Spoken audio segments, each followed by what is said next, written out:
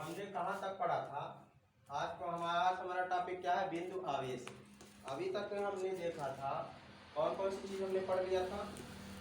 जो इसके पहले हमने पढ़ा था तो क्या था? स्थिर वैद्युत आवेशन, स्थिर वैद्युत आवेश, ये हमने पढ़ा था। और प्रेरण के द्वारा आवेशन, ये इस चीज के बारे में हमने उस दिन डिस्कस किए थे। हमने बताया था कि जब एक आवेशित चालक को किसी अनावेशित चालक के पास ले जाया जाता है तो अनावेशित चालक का पास वाला सिरा ऋणावेश और दूरवर्ती सिरे पर धनावेश उत्पन्न हो जाता है, ठीक है ना। तो जब इस अनावेशित चालक में जो धनावेश उत्पन्न होता है उसका जब हम संबंध पृथ्वी से करते हैं तो इसका जो धनावेश होता कहाँ चला जाता है? पृथ्वी में।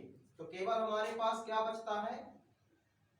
हमारे पास बचता है केवल इसमें ऋणावेश, और ये चालक क्या हो जाता है?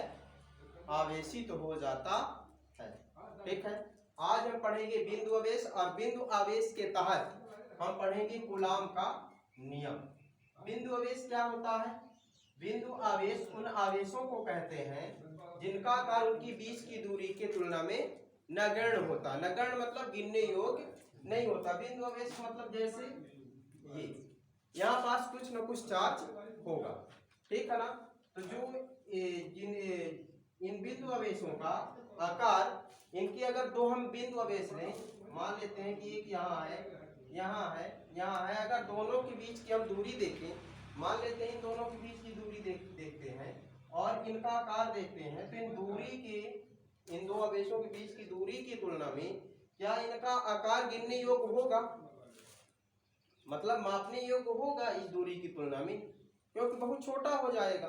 कहने का मतलब कि एक राई हम यहाँ रख दें, एक राई यहाँ रख दें और इसकी दूरी हम नापें, तो दूरी तो हम नाप लेंगे, लेकिन क्या दूरी की तुलना में जब हम इस राई की लंबाई चौड़ाई या कुछ नापने का बेस, ठीक ना, जो इसका डायामीटर है, व्यास होता है, उसको हम नापने की कोशिश करेंगे तो हम नाप तो लेंगे, ठीक है ना। ऐसे ऐसे उपकरण है, हम नाप तो लेंगे, लेकिन क्या इसी दूरी की तुलना में गिनने योग्य होगा? मतलब गिनने योग्य नहीं होगा। तो बिंदु आवेश उन आवेशों को कहते हैं जिनका आकार उनके बीच की दूरी की तुलना में क्या होता है? नगण्य होता है, ठीक है ना। अब इन्हीं आवेशों से संबंधित हम क्या पढ़ेंगे? कूलाम का नियम, कूलाम लॉ। कूलाम का नियम क्या कहता है? इन्होंने एक प्रयोग किया था, कूलाम ने एक प्रयोग किया था। दो बिंदु आवेशों के मध्य जो इनके बीच आकर्षण या प्रतिकर्षण बल लगता है, ठीक है ना। तो ये कूलाम ने, इनका पूरा नाम चार्ल्स ऑगस्टिन कूलाम, क्या है? Charles Augustin coulomb. तो इसको हम शॉर्टकट में सीए कूलाम बोलते हैं। तो सीए कूलाम ने बिंदु आवेशों के मध्य लगने वाले आकर्षण या प्रतिकर्षण बल का मान ज्ञात करने के लिए एक प्रयोग किया और उसके आधार पर एक नियम का प्रतिपादन किया जिसे कूलाम का नियम कहते हैं या कूलाम के व्युत्क्रम वर्ग का नियम कहते हैं, ठीक है ना। हम इसमें क्या लिख सकते हैं? हम इसमें साधारण जानकारी के रूप में हम लिख सकते हैं किन्हीं दो बिंदु आवेशों के मध्य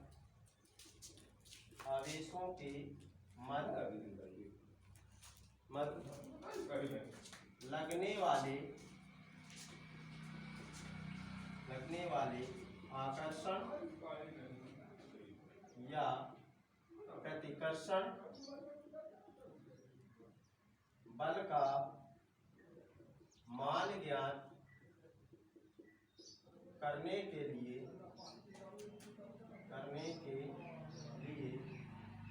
सीए कूलाम, ठीक है। मतलब चार्ल्स ऑगस्टिन कूलाम ने एक प्रयोग किया तथा उसके आधार पर एक नियम का प्रतिपादन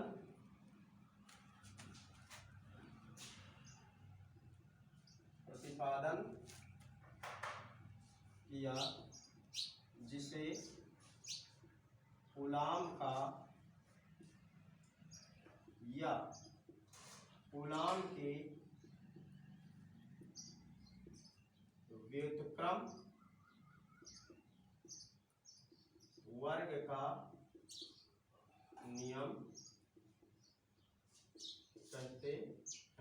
ये इनके लिए क्या है, सामान्य जानकारी। कूलाम के नियम के बारे में क्या है, ये सामान्य जानकारी है। इन्हें दो बिंदु आवेशों के बीच क्या होगा, या तो आकर्षण होगा या तो प्रतिकर्षण होगा। दो में कोई एक चीज तो होगा, आवेश अगर है तो वह उस आवेश का मान ज्ञात करने के लिए इन्होंने एक प्रयोग किया और उसके आधार पर एक नियम बनाया जिसे हम क्या कहते हैं, कूलाम का नियम या कूलाम के व्युत्क्रम वर्ग का नियम कहते हैं। व्युत्क्रम वर्ग का नियम क्यों कहते हैं, क्योंकि जो दो आवेश होते हैं, दो आवेशों के बीच की जो दूरी होती है वह व्युत्क्रमानुपाती होती है। क्या होती है, व्युत्क्रमानुपाती होती है।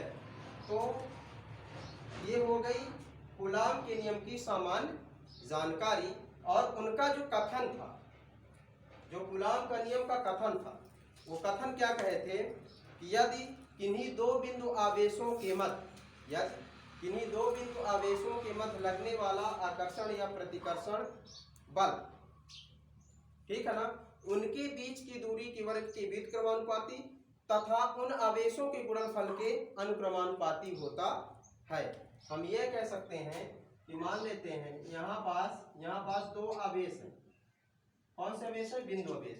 किन्हीं दो बिंदु आवेशों के मध्य लगने वाला आकर्षण या प्रतिकर्षण बल उन दोनों आवेशों के गुणनफल के अनुक्रमानुपाती तथा इनके बीच की दूरी के वर्ग के क्या होता है, व्युत्क्रमानुपाती होता है। ठीक है ना। हम क्या मान लेते हैं, जो इन्होंने नियम दिया था उस नियम को हम बता रहे हैं। इन्होंने जो नियम दिया था, कथन उन्होंने दिया था, उसको हम बता रहे हैं कि किन्हीं दो आवेशों के मध्य, या हम ये भी लिख सकते हैं कि इस नियम के अनुसार किन्हीं दो बिंदु आवेशों के मध्य लगने वाला आकर्षण या प्रतिकर्षण बल उन दोनों आवेशों के गुणनफल के उन दोनों आवेशों के गुणनफल के ये जो बल होगा अनुक्रमानुपाती होगा और उनकी बीच की दूरी के वर्ग के व्युत्क्रमानुपाती, मतलब उल्टा यह बल होगा। यह क्या किसका नियम कहता है, कूलाम का नियम। एक बार और रिपीट किए दे रहा हूँ। इस नियम के अनुसार किन्हीं दो बिंदु आवेशों के मध्य लगने वाला आकर्षण या प्रतिकर्षण बल उन आवेशों के गुणनफल के अनुक्रमानुपाती तथा उनकी बीच की दूरी के वर्ग के व्युत्क्रमानुपाती होता है। ठीक है। फिर इसके आगे हम थोड़ा गणितीय व्यंजक पढ़ेंगे, इसको तब तक आप लिख लो।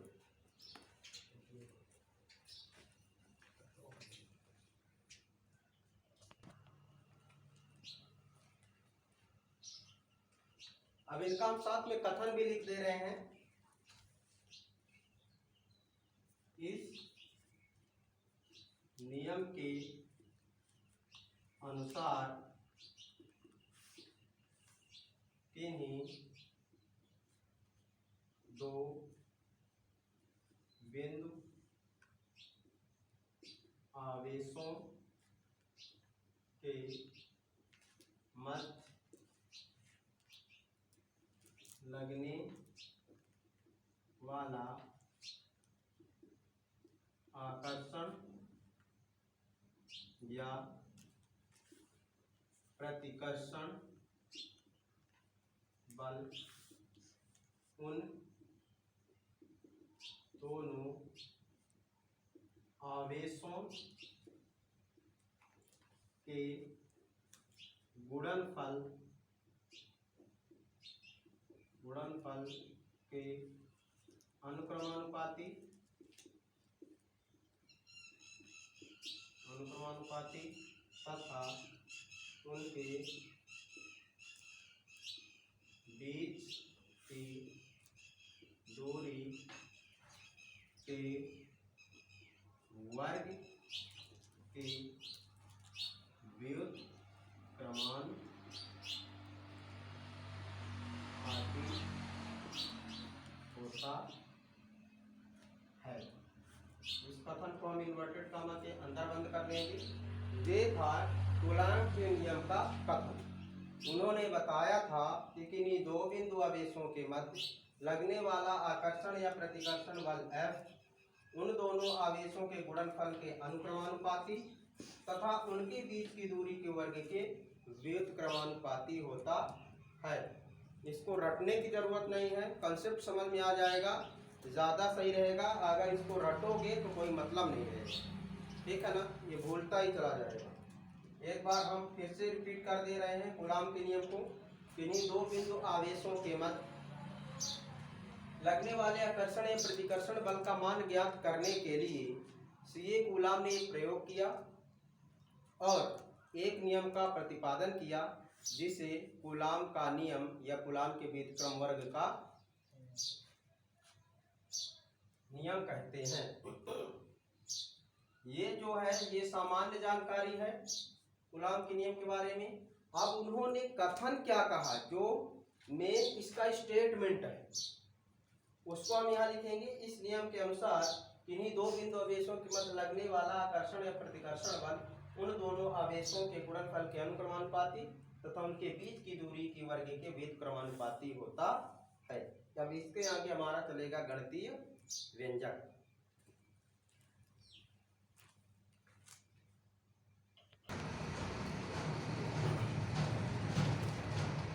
अब देखो इसके आगे क्या होगा, गणितीय व्यंजक। तो हम क्या लिखेंगे, चाहे हिंदी से थोड़ा लिख भी दो। माना Q1 व Q2 दो बिंदु आवेश हैं जो एक दूसरे से r दूरी पर स्थित। यदि इनके मध्य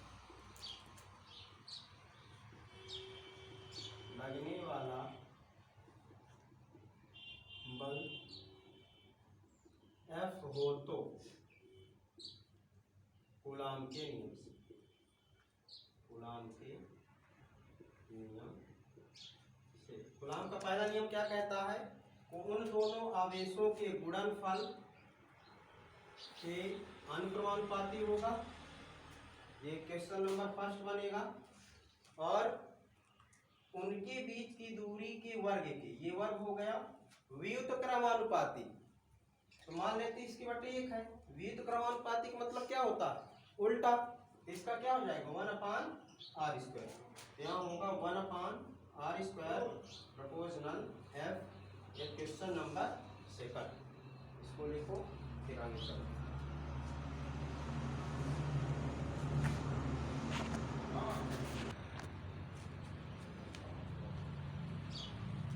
अब देखो क्या करेंगे, समीकरण 1 और 2 को हम मिलाएंगे। तो लिखेंगे समीकरण 1 व 2 को मिलाने पर तो जब मिलाएंगे तो इसका जो बल है F है तो एक ही रहेगा, ठीक है ना। और इन दोनों का आपस में क्या हो जाएगा, गुणा हो जाएगा। तो क्या होगा F प्रोपोर्शनल Q1 × Q2 गुणे 1/r²। इनको इकट्ठा लिख देंगे तो F प्रोपोर्शनल Q1 × Q2/r²। जब इसका प्रोपोर्शनल अनुक्रमानुपाती का चिन्ह हटाएंगे तो K क्या लेंगे, कांस्टेंट नियतांक लेंगे। क्या लेंगे, नियतांक। और ये Q1 × Q2/r²। इसको समीकरण नंबर 1 समीकरण नंबर 3 हो जाएगा ये। और लिखेंगे जहाँ के समानुपातिक